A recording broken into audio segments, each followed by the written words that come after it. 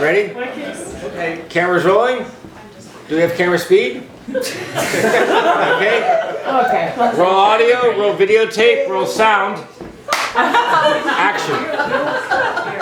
Okay, growing up, what was your favorite memory from your mother?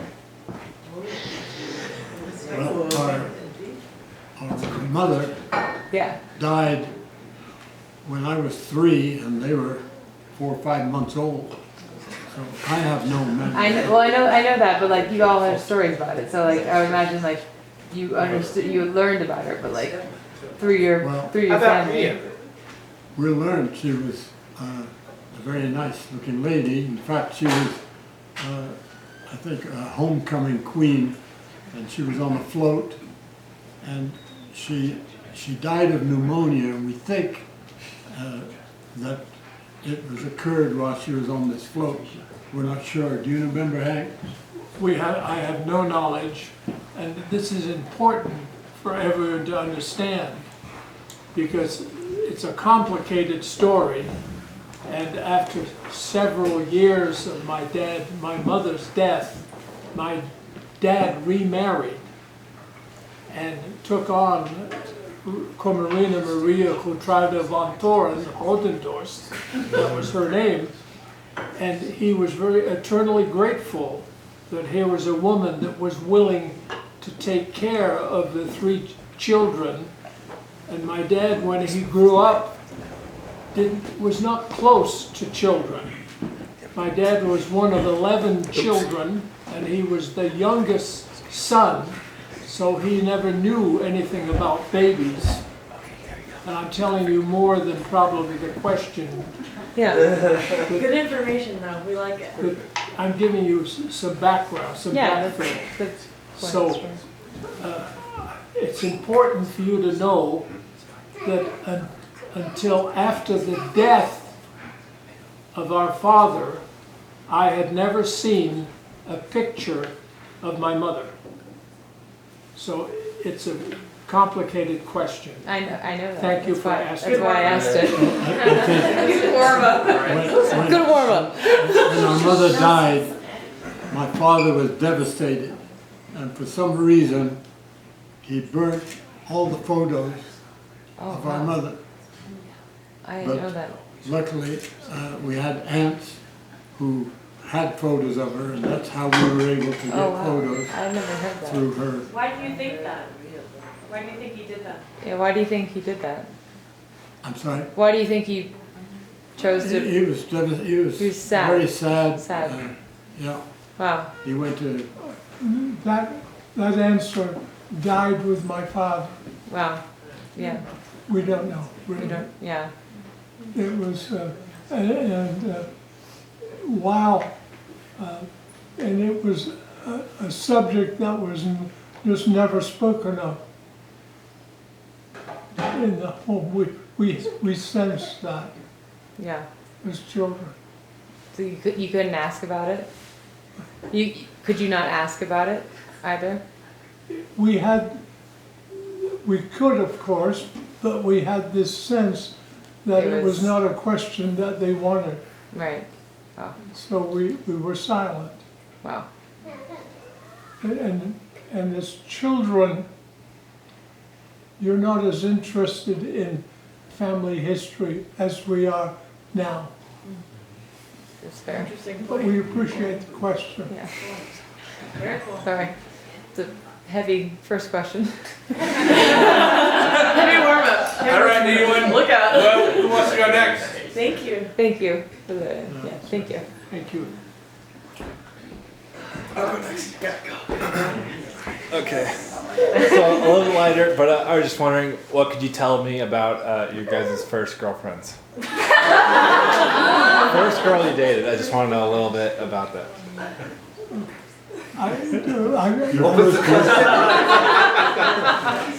Your first. Well,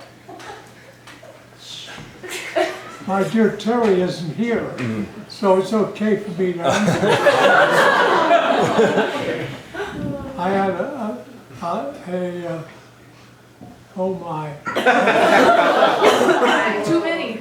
Well, we went to, Hank and I went to Brookings High School, and the total school population was 100 students. Wow. So when we graduated from high school, we graduated in a class of 17 students. Not a lot of options. And one girl, there were 16 boys, and she was kind of shy and ignored. And so, you know, I really don't want to answer that. Okay. I'd like to add something. Sure. Because during our high school years, we both dated. But we had an agreement that once he dated a girl, I would never date her. Okay. And and vice versa. And it worked out. So when I finally met my wife Margie, who was a junior and I was a senior in high school, Ed never hustled Margie. You guys met in high school? What? You guys met in high school? Yes, we did. Wow. Yes. All right. Can I add to that question? A little addendum. Edward, what was your favorite or first experience of Margie when Margie and Hank were dating? Oh, great question. First impression, maybe. Well, if I remember correctly, I don't remember you and Margie dating in high school.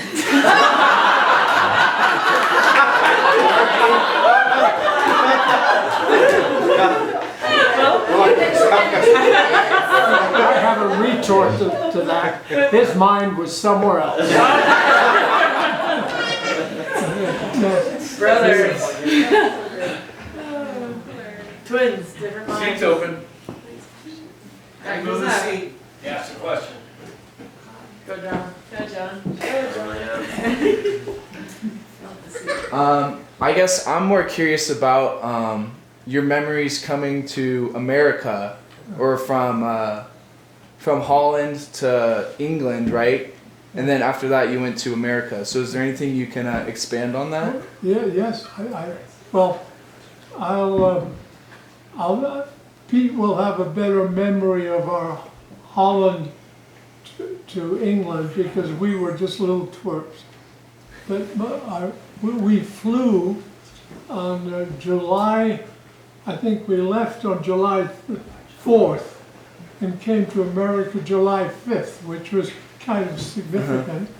And we flew London to Shannon, Ireland, and then where else? Newfoundland, and then Newfoundland, New York. New York. No, then we actually entered the United States through immigration in Chicago.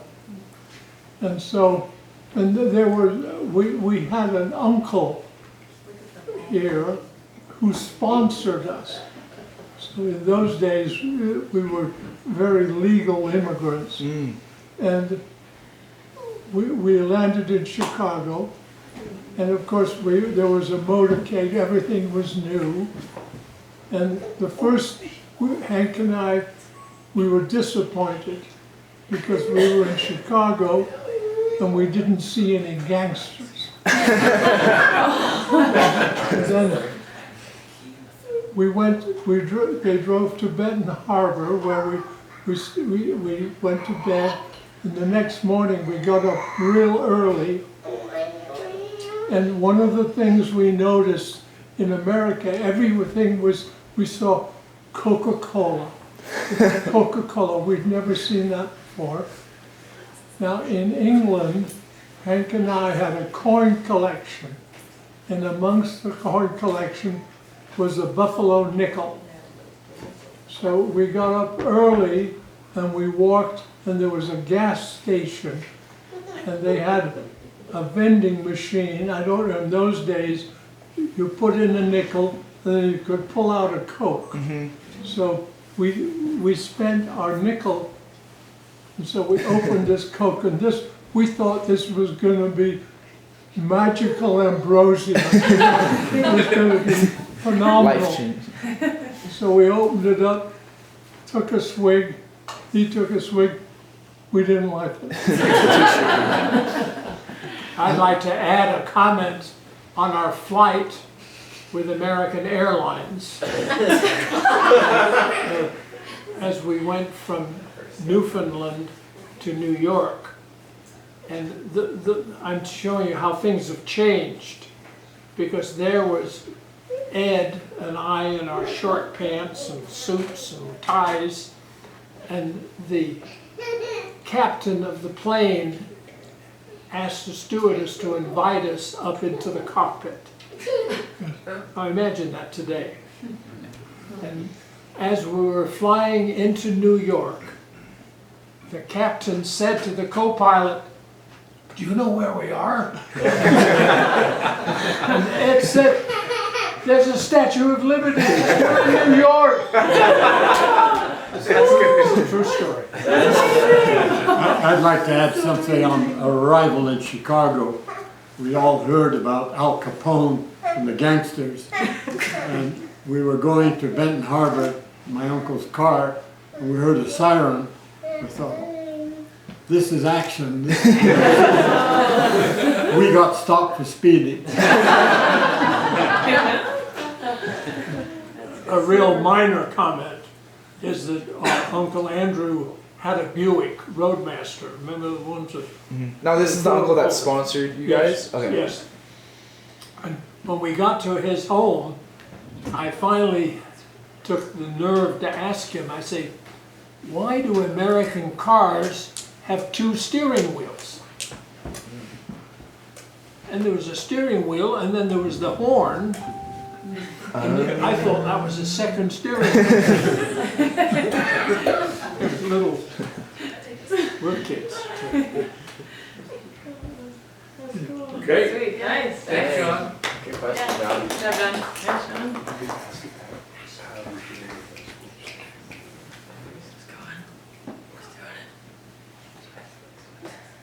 All right. Anyone else have a question? Come on, guys. Want me to go? Yeah. We have to move the Come on, let's get up. Brian, Oh boy.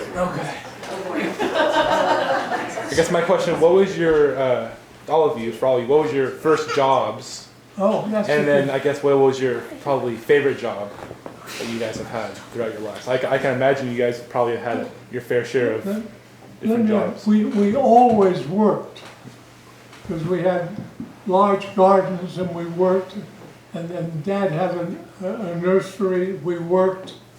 But you're asking, what was your first paid job? Yeah.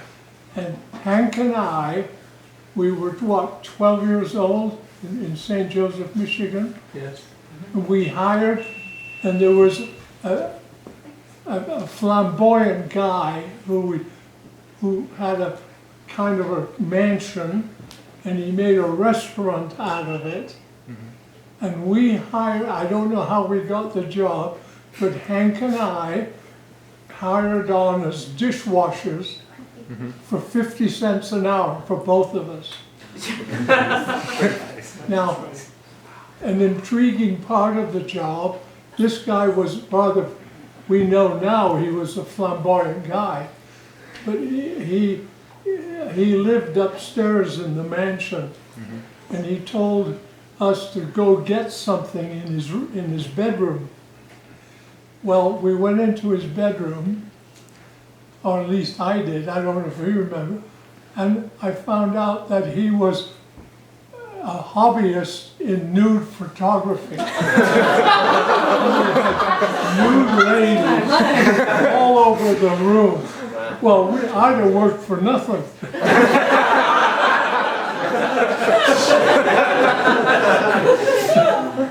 Anyway, so that was My first job was in Benton Harbor, 14 years old, started to work for the International Harvester. They had a dealership there. I went to apply, and I was making out my application, And the owner came by and he said, no, I'm sorry, we don't have any work for you here. And then he looked and he says, are you related to Andrew Grootendorst? Our uncle had a large farm, a gladiolus farm in Benton Harbor. So I said, he's my uncle. He said, do you know if he's bought the new tractors he's talking about getting? I said, no, I don't think so. They said, okay. So they put me on to work.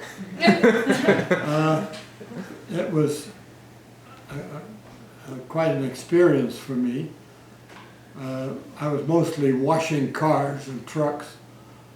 The first time they had me wash a semi, I had no idea that in a semi truck you had to build up air pressure for the air brakes. So I started up the truck, taxied towards the place where we were washing, and I tried to put the brakes on, it didn't, and I hit the door, did some damage to the truck. And the owner came out and he said, didn't you know about building up air pressure? I said, no, I know. I said, okay. Very patiently he said, sit here, start the engine, and you watch the air pressure come up, and when you have, I forgot, 60 or 90 pounds, then just brake like an ordinary car or truck. Well, unbeknown to me, the trucks with air brakes, you just barely touch the brake and they stop. And I was used, in those days, I didn't have power steering or power brakes, so I was used to applying a lot of pressure. So in the yard, we were going and I put my foot on the brake. He hit his head on the windshield. Another incident was where I was washing his boat. Every spring he had a canoe upstairs. I was washing it, and a truck was backing up. I had my back turned, and he said, "Is it clear?" And I said, "Yeah, come on back." The truck ran over, and the canoe, pieces of wood all over the place. Anyway, make a long story short, after we moved to Oregon, and I was at Oregon State, I was putting in for a job there, work in the horticulture department. So I had to ask for a recommendation from my previous employer. So I was very reluctantly sent a letter there, knowing what the answer would be. But surprisingly enough, they gave me a glowing report, and that my copy said, "P.S. Your uncle bought the tractors from us."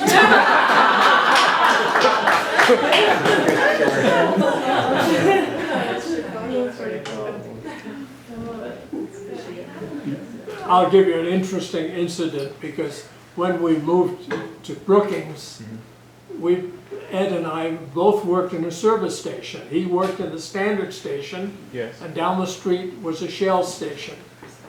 And we would work mainly weekends, and people would drive, as they're driving 101 going north, they would stop by the service station and ask for directions. And of course Ed didn't know anything. And so they got out, and then they went to the next station, and they're looking, they say, "Well, wait a minute." I just saw that. That happened twice. I must say, we don't look so much alike, but we have photographs of us as young children, and we don't know who's who. We were very identical, and then we grew up. I was telling Olivia a story when Ed was engaged to his wife-to-be Terry, and we were living in Eugene, and Margie and I were already married. And she went up on the train, and as she got off the train, I was waiting for her to take her home. And Terry looked at me and ran up to me and just gave me the biggest hug, and then stopped.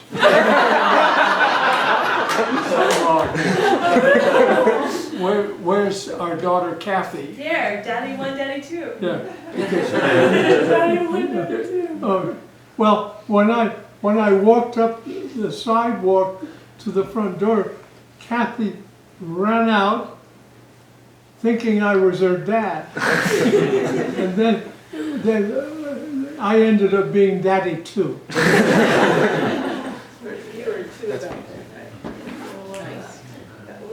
Good story. All right. Yeah. Thank you.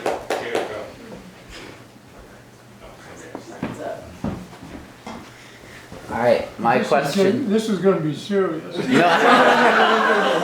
No, it's actually very lighthearted. What's a joke that always makes you laugh?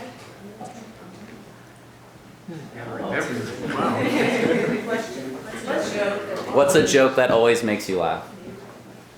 Blonde jokes. Dad, you can tell your Navy jokes. Edward, you can tell your Well, what's a funny story? Yeah.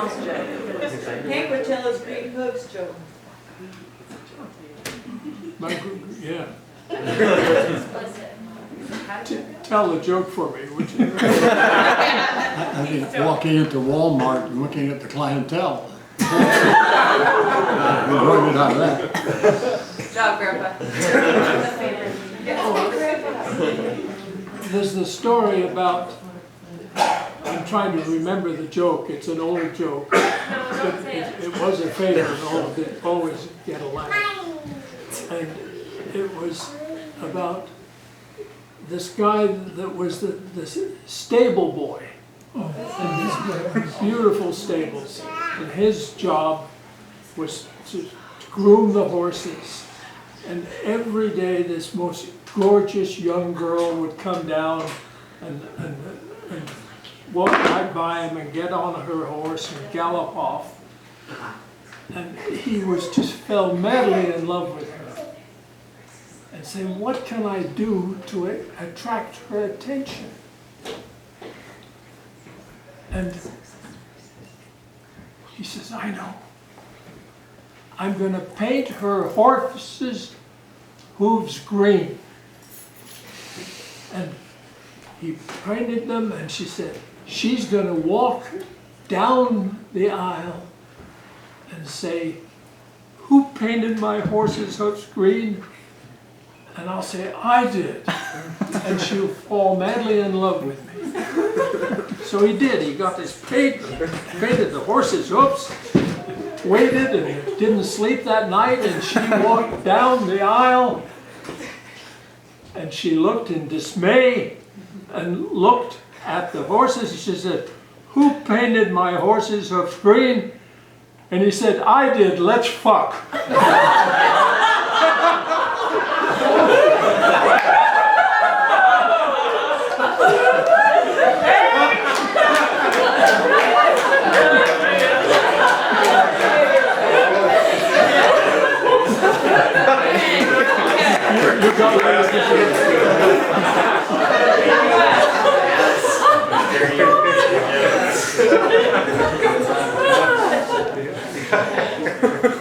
Brian, how embarrassed are you right now? I wasn't expecting that.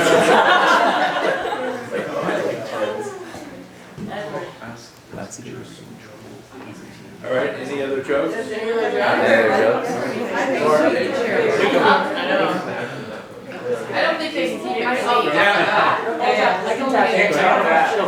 Should I tap in? I'll tap it. All right. I'm gonna change the tune. Hi guys. Hi. Hi. So, hi. I'm very interested in the fact that the three of you have very specific success, and coming from a place of, I think all of us here have this very specific work ethic, and I'd love to hear about maybe just like a simple reflection on your particular successes, because I think they're so fascinating, and I think that we've all learned from core values and just how we've been raised, but also just osmosis of being inspired by what you've done. Would you be able to reflect on maybe some cool highlights and kind of simple things in terms of the success that you've created? I know it's hard. I know it's like yeah. I think I'd like to inject something here related to that. Our father was a very honest, dedicated, hard-working man. And to him, the word, a person's word, is everything. It means more than anything else that you have to comply with your word. A good example of that was we were selling azaleas. We had a truck load of azaleas, went down towards San Francisco, and we were trying to sell them. We parked in front of a nursery, and my dad would not sell retail. That was something with us. Nowadays you sell whatever you can, but with him it was an ethic that if you're a wholesaler, you only sell to a retailer, but you don't sell to the clientele. So we stopped. The nurseryman there didn't want to buy any, and a lady came up and she asked if she could buy one of the azaleas. My dad said, "No, I'm sorry, we don't sell." She kept insisting that she wanted to buy it. So my father sold her the azalea, walked in the store, and handed, I think, $5 to the owner. He said, "I sold an azalea, and this is your cut." That's how ethical he was. Yes. Cool. That's I really haven't cool. heard that That's story. incredible. That's incredible. That's really cool. Wow. But this is like where I think that there's an essence of a core value with all of us, it seems like, and just in terms of how we've all been raised and how our principles are in that respect. I got one more thing. None of us were much involved in sports. Why? Well, our folks said, if you've got the energy to participate in sports, you've got the energy to work. Yeah. Yeah. So we worked instead of going to sports. Yeah.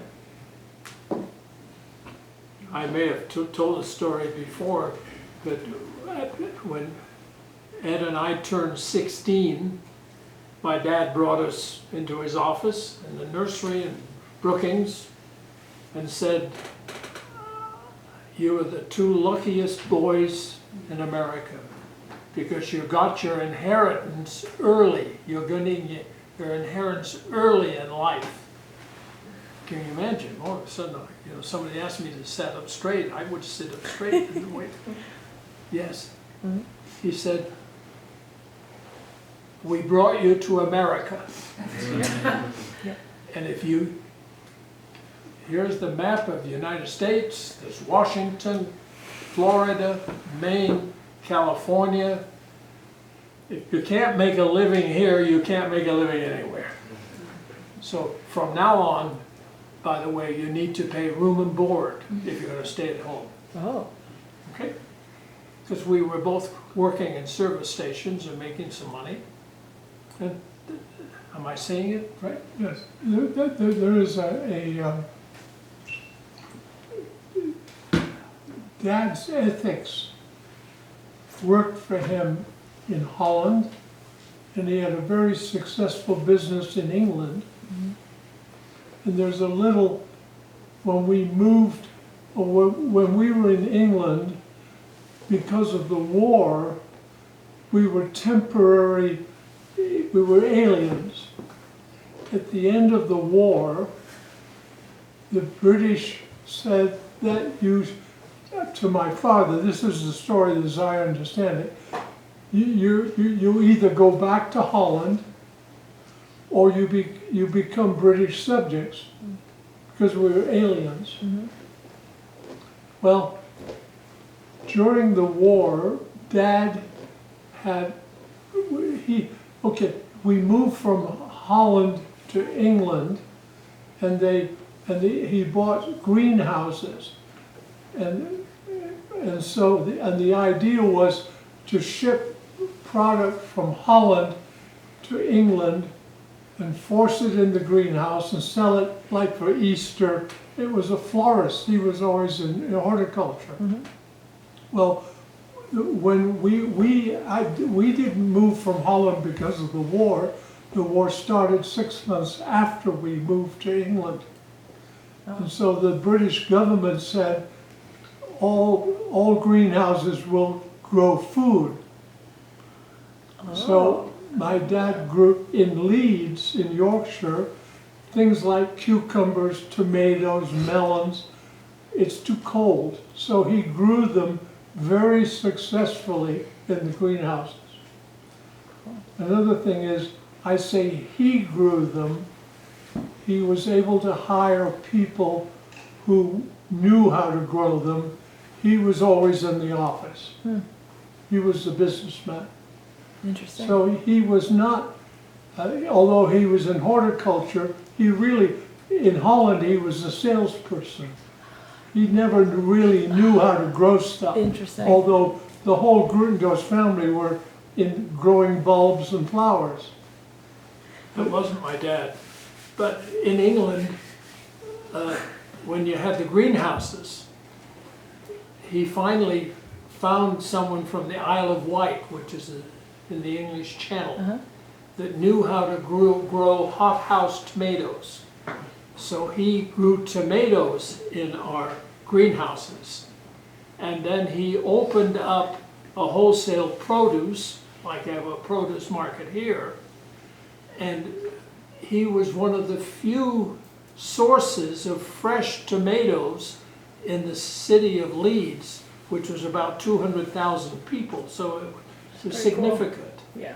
But when he had his produce, he said he would go out and buy lettuce and cucumbers and carrots, but if you wanted a lug of tomatoes, you were required to buy a few other vegetables with it. Because That's there were smart. price controls. Yeah. Oh, okay. I've left out the most important. The Ministry of Food in England set a ceiling price for fresh tomatoes of 1 shilling a pound. Okay. And a shilling at that time was 20 shillings to the pound. Right. Anyway, Yeah. but I'm giving you the matrix of what happened in England. But add something, why did we move to the United States? After, when Churchill got sacked as prime minister and Attlee became prime minister, and England went to socialized medicine. And that was the cutoff point. Dad says, I'm getting out of here. Why? Well, What, ask like- the Brits, don't ask me. Well, interesting. That is it. That's when socialized Well, it medicine. was more than socialized medicine. They went from, remember, Churchill was conservative and Clement Attlee was about far left labor as you could get. And this was not, Yeah.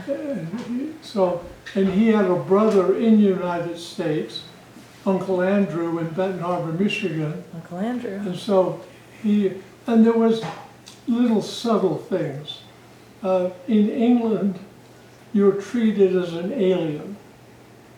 British at that time, not the higher social class, which were international, but most people were they looked upon, I can remember being jeered at, walking along, because we were from Holland.